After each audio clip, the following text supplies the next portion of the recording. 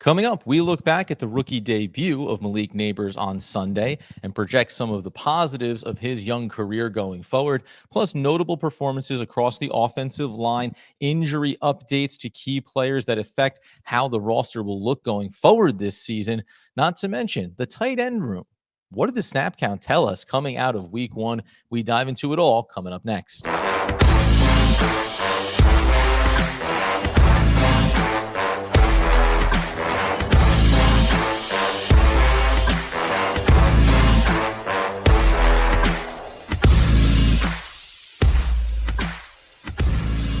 Yes, my friends. It's OGP, the One Giant Podcast, where you know that I am one of your hosts, Adam Armbrecht, Andrew Makowitz, joining us back tomorrow on Wednesday. We'll continue to dive into the defensive side of the football, go over those snap counts and key responses that we got from Brian Dable in terms of who played, why, when, where, what, and how, and what it'll look like going forward in the weeks ahead this season. So some interesting notes on that side of it. But for today, one of the things we didn't do in our Monday session, which was about venting and Daniel Jones and maybe Brian Dable and maybe Joe Shane, and just I think what the fan base collectively needed to get off their chest. We take a pause and now come back to Malik Nabers, our rookie wide receiver, 6th overall pick, who had a very nice debut performance for himself when we look back at the game on Sunday and the areas that he really stood out and had success. And I think it's that contrast when you look at the other receivers on this team, maybe a hopeful like Jalen Hyatt, who we want to see develop. This is what pedigree and number one talent looks like. And we knew that when you drafted him in this past draft and what it was going to mean to see him on the field. So on Sunday, obviously, we saw Malik Nabers come out. Okay. On Sunday, we saw the New York Football Giants struggle mightily to get themselves going offensively. We know that Daniel Jones was a key culprit of that. We're going to talk about a bit of the offensive line here as well. But we also saw Malik Nabers show you all of the things you expect from your number one wideout.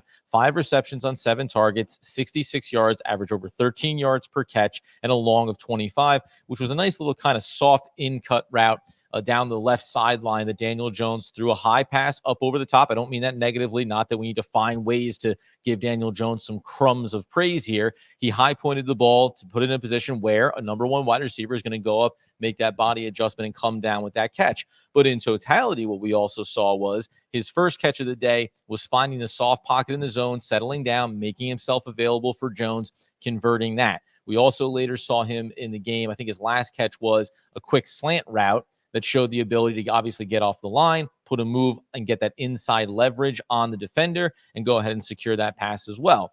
Now, there was also a swing pass out of the backfield for him, or effectively setting up a bit of a bubble screen there on the left side, I think early in the game as well.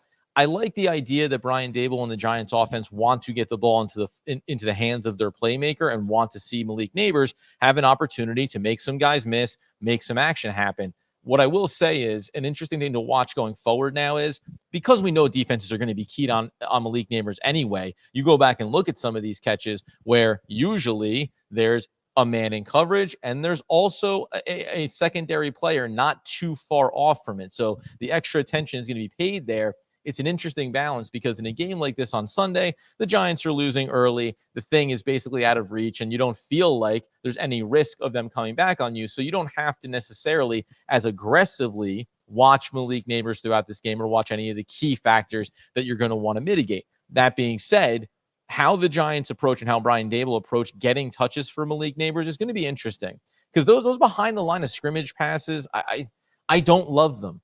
Mostly because on the outside, how are you setting up your blocking schemes there? We just saw, by the way, last night on Monday Night Football, a very interesting set of sequences where when you watch some of those absolutely explosive run plays for the 49ers, it's not like they're doing anything dynamic when it comes to their blocking schemes. They're just hat on a hat, pulling guards, getting tight ends, getting wide receivers to come down in on the blocks as well, and really setting up kind of their run schemes in those plays systematically against what we think is a very talented, and likely will be a talented Jets defense. And I think that that's a little bit of the problem here. Vikings aren't going to be one of the best defenses in the league. You're going to face some really good defenses along the way. When you look at those plays, I don't like the risk reward on some of those. Now, it doesn't mean that I don't want to try to make sure that you can scheme to have success in those instances. But I just look at Malik Nabers and I say, from what I'm seeing already on those catches that he had, on the reps that he got on Sunday, I like my chances of putting him out in traditional sets here, at least early in the season. Let him go beat his man on one, try to create scheme opportunities for him to get to the top of his routes, to high point passes on his back shoulder, and to make big plays for you. I don't mind end arounds and some of the things that you're going to do. But until you establish, as we'll talk a little bit about the offensive line today as well, until you establish that everybody is playing to, to their ratings, to their grades, to your expectations, I just think you want to mitigate putting some of those situations in place where Daniel Jones can make mistakes as long as he's the quarterback under center, where some of your blocking can fail you on the outside. We saw, as we mentioned in our initial reaction podcast, that on the pick six play, which was a mess and a disaster, but if you looked in behind that pick and behind the interception, you would have seen Wan'Dale Robinson, I believe it was, on the outside waiting, or it could have been Singletary. I'm not sure if it was Singletary out of the backfield or Wan'Dale Robinson on a bubble screen. There was a linebacker that was absolutely going to demolish the receiver on that play. So it's not just that there was a horrific play there. You have to look in behind it and say, are we capable of right now, schematically and personnel wise, of setting up those plays for success? And that's where a little bit you go back to Dable and you say, hey, things we want to do, things how we want to be dynamic offensively, great. But you need to make sure that these guys are checking those boxes on the Monday through Thursday and Friday and getting into the game prep that tell you, hey, we can go out and execute this on Sundays and hopefully be more often than not successful. End of the day, it was a great debut for Malik Nabers. You showcase that he has all of the route tree combinations, that he has the one-on-one beat ability, that he has the football IQ to read what the defense is doing at a secondary level and find those spaces to make himself available. Listen, I know the comments are going to be, yeah, well, if Daniel Jones throwing the football, who cares? The positives are the positives. Good performances are good performances. Whether or not the Giants win or lose these games, you're still going to go inside and try to look and highlight the things that went well for them. And that being the case, when we come back around here, we're going to go ahead and take a look at that offensive line a little more specifically. We're also going to get into the tight end room, snap counts that were very interesting coming out of this game and what that means. Trying to stay positive on a Tuesday, but there are some potentially negative slanting angles that we're going to take both on the offensive line and then going back into the tight end room as well. We'll continue our Tuesday edition of OGP coming up here in just one moment. Okay. So the other part of this too, then coming out of Sunday, is taking a look at some of those PFF grades and some of those performances. Now, Andrew Thomas is our stud. He plays 70 snaps in total. Those are all the reps that you want to see. Really just encouraging that you had 5 offensive linemen and they all played all of their reps, right? That's not something that we've always been able to say about the Giants in the past, whether through injury or because lack of having confidence in your current depth chart. You end up being willing to rotate players in and swap positions, etc.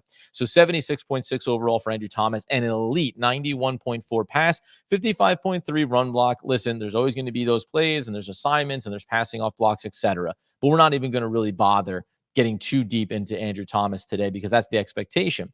Really positive for me, I think, is when you go to a player like Jermaine Illuminor, and he also had all 70 reps, came out clean, 52 pass, 18 run block. Won't say that again because that's the ratio of what they ran on the offensive side of the ball. But I like the fact that 73.3 in pass block and also a 63 in run block, 64.9, overall. That matters because you're offering a level of consistency here. Is 63 as high as you want it to be? Listen, the run game struggled overall, so you know that number is going to be lower coming out. But I like that after an off season, where you started with maybe a different agenda, and then ultimately, because of organizational failings around Evan Neal in the right tackle position, you end up pivoting and putting Illuminor out there. It was always an option you had on the table. I don't think it was the first plan. He held himself pretty darn well in this one, and you have to like that coming out. Now, we're going to get into the tight end room here as well, but I do have to say, when you go further down this list, there's 2 things that stand out to you. The first one is veteran Greg Van Roten, right? So he also plays at right guard all the snaps in this game. 44.1 in pass block, a 55.4 in the run game. So I can get a little bit optimistic about that run game. And again, do these things relate back to Daniel Jones and down and distance and being effective on the plays when you have opportunity to be successful? Of course. Like that's, of course, a part of this. And overall, I'm happy with what I saw from the line. I'm encouraged it can improve over the course of this season. But Greg Van Roten, not your first choice in terms of players you were going to bring in, obviously an older veteran. I have my concerns that in the grand scheme of things, we're going to look at right guard and say, hey, age, right? Maybe more of a nice veteran depth player than being a starter right now. Let's see how he progresses going forward over the course of the season. The other one plays right alongside of him, and that's John Michael Schmitz. Now, 52.2 overall, 47-1 pass, 52.2 in the run block grade. Now, again, had some minor injuries over the course of the offseason. So, how much of those reps are there continuity wise? We'll talk about John Runyon Jr. here in a second. I'm willing to also give a little bit on where we think these players are going to be 2 and 3 weeks down the road versus where they were in week 1 with everything that did not go well for them. And then also, by the way, when you get down early in games and you start to go so much more into the pass scheme for the offense, well, you start to lose balance. And you also start to communicate to the defense that we're going to be trying to throw the ball to get back into this one. And that makes it easier, right? So these grades are impacted by that, not just the volume of reps you get in one phase or the other of the offensive side of the ball, but also the fact that the defense knows what you need to do. It makes your job harder across the board. I mentioned John Runyon Jr. He goes with a 59 offensive, 59.7 pass, 57.3 run. This falls into the category of, again, Andrew Thomas is set it and forget it. Van Roten and John Michael Schmitz, they're in the, hey, let's get back out there again this week and let's show me something against Washington just to make me feel like we're all going in the right direction. Stability from the veteran and then progress from the year 2 center. When it comes to John Runyon, because he didn't play hardly at all in the course of the offseason, I'm encouraged by this. He was dealing with a shoulder injury. So him and Illuminor to me are the standouts. And guess what? Those were the 2 key free agent additions that you wanted to bring into this team. So I like the fact that both of them gave you sample sizes that tell you consistency and that going forward, we think we can build on that, especially if you believe that John Michael Schmitz is, again, year 2, getting familiarity, didn't get a lot of reps in camp with John Runyon Jr. on his left side. So there's going to be a little bit of growing pains in the interior. Overall, pretty encouraged, right? I got 3 out of 5 feeling good about. 2 out of 5, just want to get to next week and want to see positive sample sizes going in the right direction. And that comes back to having a balanced offense and feeling good about what we're seeing there. So that's the upside of this. Now, inside of it, we're just talking about purely from a blocking standpoint before we get into the tight end room. One other note that I'll make here when we go inside some of these grades and a little bit of the eye test that informs it as well. So I'll go running back here. Eric Gray and Tyrone Tracy Jr., we made mention of this. That Tyrone Tracy Jr. outsnapped Eric Gray. Now, again, we have to go back to the fact that if we think about Gray as being behind what was a bell cow back in Devin Singletary, he had 50 of the 70 offensive reps, 28 pass, 9 run blocking, pass blocking, 10 run and 3 run blocking. Now, his overall grade in pass blocking was excellent, a 74.5. He had a good run grade, had a decent run blocking grade that's relatively inconsequential overall. The passing grade was only a 51.1. That's not his bread and butter. So you'd like to see him have to do less of that, even though I think he's capable of it.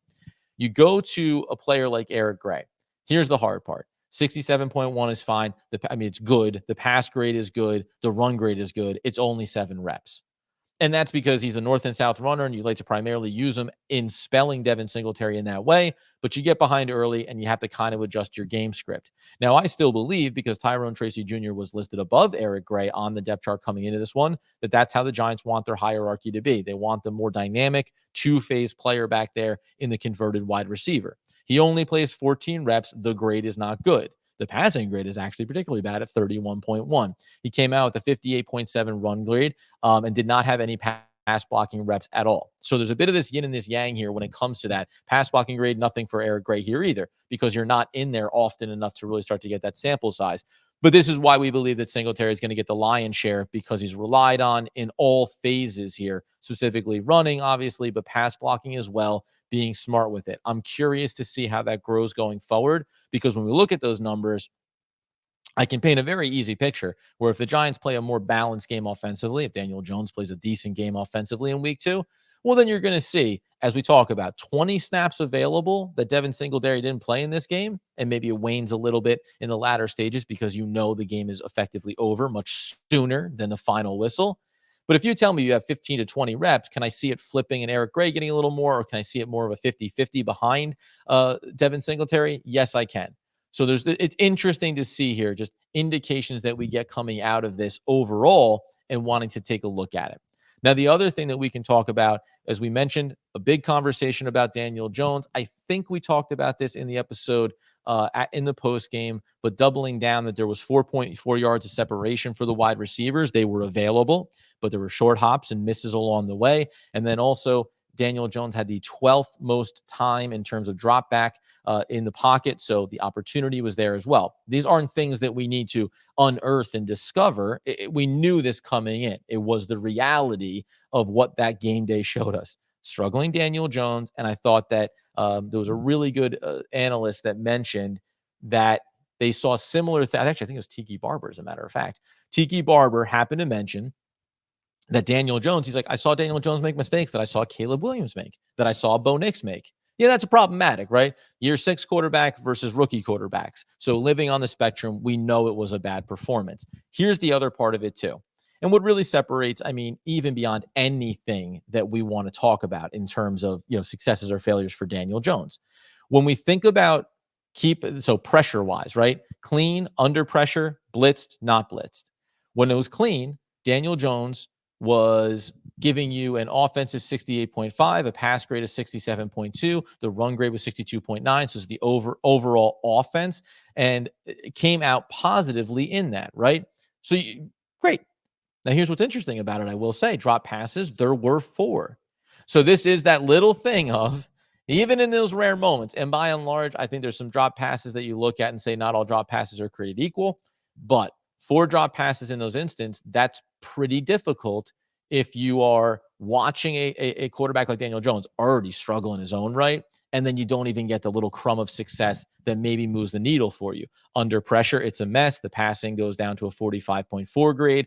Not being blitzed, 56.9. So that's not even about being kept clean. That's also pressure getting there without having to bring the blitz versus blitz, where the offense actually performed a little bit better in the past, 59.5. The struggle areas when that pressure got brought, it also sucked down the run game. They were to plug a lot of those holes up and really shut down one of the 2 phases of the offensive attack. So just some things to consider overall. It speaks back to not only Daniel Jones, it speaks to the offense overall, that rhythm, that flow. And like I said, a 45.4 when it comes to being under pressure, that's an absolute, mess for the Giants, because the read and react of your quarterback is not putting you in successful situations. So that is what it is. I don't want to belabor that point by any stretch of the imagination. Just want to make sure we have that footnote.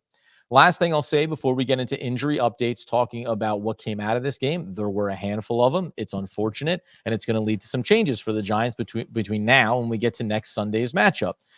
Inside the tight end room was interesting as well, which I'll actually save here just for a moment. I want to spotlight, said about Malik Nabers at the top, 5 of 7, 66 yards. The other notable here is going to be 12 targets for Wan'Dale Robinson. He catches only 50% of them. Now, he's normally been, what we liked so much about him a year ago, is a high catch percentage, only converts into 44 yards. Now, again, you get locked into one phase, you're behind in the game, you end up in these situations where it's very easy to read and react and shut down some of these underneath passes.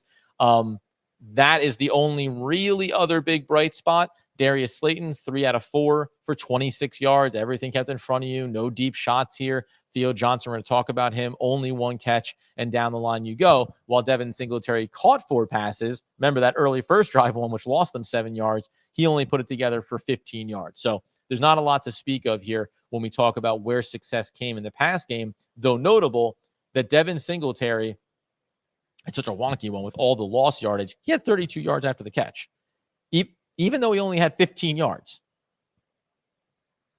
That's the way it goes when you're the New York Football Giants. And then you had 22 yards after the catch for Malik Nabers. So some good opportunities there for him as well. Coming back on the other side, let's give the injury update around key players. Darius Slayton is among them. Carter Coughlin is a part of that group as well, and what the conversation is going forward here this week. And then we will, of course, also take a look at the early line for the Giants as they prepare to go on the road in week number 2 and take on the division rival, Washington Commanders. Back in just one moment. All right, first, let's go ahead and take a look at a couple of the injuries that came out. Now, we're going to talk about tomorrow, Brian Dable, because it mostly focused on the defensive side of the ball and decision-making around reps. It's notable about McFadden and what he was dealing with and maybe being on a snap count. The decision around Isaiah Simmons still leaves more to be questioned about. But from an injury standpoint, coming out of this one, you had Slayton going into concussion protocol because he was filling in for the punt return game, obviously. Then you have Gunnar Olszewski. He's going to be having the re-injured groin injury. So we're talking about out for weeks with him. That's going to be an interesting possibility about going to IR and what the Giants are going to do. Already having players in this week to try to fill that return void. And this is something we talked about even in having in Adoree Jackson. They said, oh, could they use him in some special teams and return possibilities? Yeah, sure. But just like putting Darius Slayton back there and having him get injured, this is now a problem. Why is one of, right now, Jalen Hyatt is still trying to figure out his offensive game. We'll talk about quotes from Dable on him tomorrow as well. If you're going to have that be the case, then your third wide receiver really should not be getting involved in there. We also talk about Nick McLeod, as I have a little bit of a tickle. If you're watching on YouTube, if you're listening, you can't tell that, but it is happening. Cornerback Nick McLeod, knee injury, obviously, so he went out. We'll talk more about how the adjustment was made in game and what that means for the Giants going forward relative to what we saw from Cordell Flott, from Drew Phillips, from Adoree Jackson, etc. And then last but not least, we also had Carter Coughlin. He suffered a pectoral injury. He's going to be out for months. Now, whatever you thought, he's a special teams contributor. He was on the practice squad, I think, or they filtered him through to there. So now you're going to have to see what's going to come this week in terms of the depth chart and how the Giants make some of those adjustments. So those are the quick hits on the injury updates for the Giants. Into the tight end room here for a second, because this was the last notable thing that I thought came out of this game. Now, we made mention of this in our postgame saying, were Andy and I wrong in terms of where Daniel Bellinger was in this game from a rep share count? So I mentioned Manhertz there. He performed well to what he's supposed to perform well in. Pass blocking, 77.6. Now, here's the problem. He was in there for 20 snaps. 4 of them were pass. 6 were pass blocking. That's where you get the grade score from. The run blocking grade was a 61.9. I'm not even going to scoff at that. I still think it's a quality grade out of your blocking tight end position. He played to a 63.2 overall. Excellent. His pass grade was terrible. Nobody expects him to catch passes. But that's 20 reps for him. Theo Johnson, now again, is this game script a little bit. He's a rookie, but he's supposed to be a pass-catching tight end first and another weapon for the offense and Brian Dable. Well, he plays 61 reps on Sunday, 40 pass reps, 80 pass blocking, 13 run blocking. Now, none of the grades are particularly good. He is a rookie, 46.6 in the pass, 47.9 in pass blocking. If you give him credit for making the effort, a 33.6 in run blocking. What the heck happened to Daniel Bellinger? Daniel Bellinger saw 16 reps in this game, 8 passing, 1 pass blocking, 7 run blocking. Now, pass blocking, a 69.6 on 1 rep.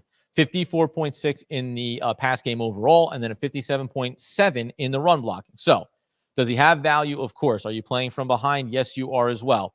But what this tells you, at least on its surface right now, what to watch for is, if we're talking about the Giants needing to play from behind, at least on Sunday, offensively, Brian Dable told us we're going to make sure that we keep Manhertz in to help with the pass blocking, to make sure that our blocking is sound. And then if we want to have that weapon, we're going to be going with Theo Johnson. It just creates this new pecking order of where, okay,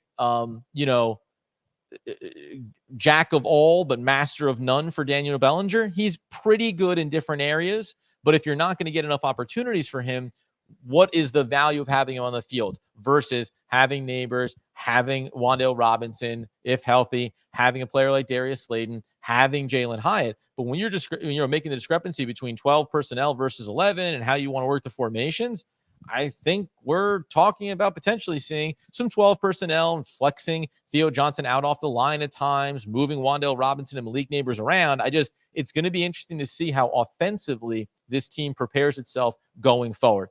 But incredibly notable. Now, the grade wasn't great, so will that change going forward? Now, the grade wasn't great, but the offense had to go in a very specific direction, trailing early in this game. So much of this is kind of listing the questions and then seeing where it goes from there. But inside of all of this, as I said back at the top, I'm talking about Malik Nabers having a nice performance to start. I thought, Wan'Dale Robinson getting the ball in his hands, making a couple players miss, 44 yards. A big chunk of that is after the catch on one play. Offensive line, mostly positive returns. Let's try to build on that, right? So overall, it's positive things, but there's these little snap wrinkles when we look at reps and who was on the field offensively that you just want to keep an eye on more than anything else. So I find that interesting. We'll see how they talk about it. Again, Brian Daboll in these quotes, really defensively focused, and an area, that phase of this team that we knew was going to be interesting coming into the year, that was going to be fluid. We'll find out as we work into week number 2 if it stabilizes like he suggested. But more on that tomorrow as we'll go into the snap count on that side of the football in greater detail. Last thing that we want to mention here, of course, looking forward to the Washington Commanders. The Giants are on the road. They're plus 2.5. So usually it's a 3-point going that way, means neutral site. They'd be a slight favorite. Over under is set as 43.5 over with our friends on FanDuel. You come over from a week ago where Jaden Daniels, on Sunday, but this past week, you'll be looking at Jaden Daniels, who in his rookie debut, 17 of 24, completed over 70% of his passes, tried to be risk adverse, no touchdowns, no interceptions, took a couple sacks, came out with a 93-1 rating, had a long of 32, 184 yards. He also rushed 16 times for 88 yards, right? So they're trying to keep it consistent. Don't fall too far behind. See if Jaden Daniels can give you some razzle-dazzle and go from there. Now, they lost that game to the Tampa Bay Buccaneers 37-20, and Baker Mayfield looked like the next coming of Johnny Unitas, but that's where these teams are, right? So you go back and you think about the Eagles taking on Green Bay, you think about Dallas taking on Cleveland, you think about Washington in Tampa, and you think about the Giants at home against the Vikings. Guess what? The division spread itself out after week 1 kind of the way we thought it would. But this game matters. If you want to wipe away the Vikings and move forward to Washington and get a win and get a division win, depending on the fashion in which you do it, it'll at least calm you down a little bit. It's not going to look perfect. Daniel Jones is not going to turn around and play the best game of his career after playing maybe the worst game of his career. It's just not going to happen. But it doesn't mean the team overall can't be better. And frankly, after a week 1 performance like that from the Giants, it's only because you're playing the Commanders that line is just plus 2.5. I can't imagine if you talked about, Cleveland's interesting because they had a bad game, but they're still a better team. But Dallas, I don't even want to think about what that line's going to be. We've seen some large ones. So it was plus 9.5 for the Patriots. They won outright in their week 1. I think Cincinnati was laying 9.5 in their game as well. So there's a lot of instances in week 1 where it got close to double digits. I don't know if we'll see, depending on how the Giants play this upcoming week, what that line could look like over the next 2 and 3 games for them. But that's for another day. As it stands right now, early line out, 43.5 being the number. I mean, honestly, how could you think about that any other way than potentially talking about a team that put up 20 points against the Tampa Bay Buccaneers? Are we living in another 27-10, 27 to maybe 14 if we want to dream a little dream for the Giants? Or is there ways for them to be successful? So we'll start to break that down when we get into Thursday and Friday matchups that we want to attack for the Giants as we look forward to that game. But as it stands right now, we knew they would be underdogs. They're going to be underdogs now, probably the rest of the way, shy of the Carolina game as it stands right now. And we'll just have to see how they prepare and then how they ultimately play on Sunday. That being the case, guys, we're going to come back in tomorrow, talk about defensive snaps, get into those quotes from Brian Daboll. Why did they do what they chose to do? Pick up the notes about who's being brought in, who's getting some tryouts, who's getting some run. Is anybody automatically getting elevated from the practice squad? We'll take a look at that as well for the New York Football Giants. And then we'll start to focus in on in the trenches. How can the Giants win those battles against the Washington Commanders? And where are some of the key matchups in the wide receiver room, in the secondary, that we think the Giants are going to need to work hard to shut down and also make the effort to expose to have some success. You get us over on YouTube at One Giant Podcast. You pick us up over on the podcast feed. Please go over, find us on the podcast feed, subscribe, turn on the automatic downloads. It really means a lot to us on that side of things. And then in the meantime, until the next time, until the best times, as Andrew Makowitz would want, need, and nay, demand the people know. As always, let's go Big Blue.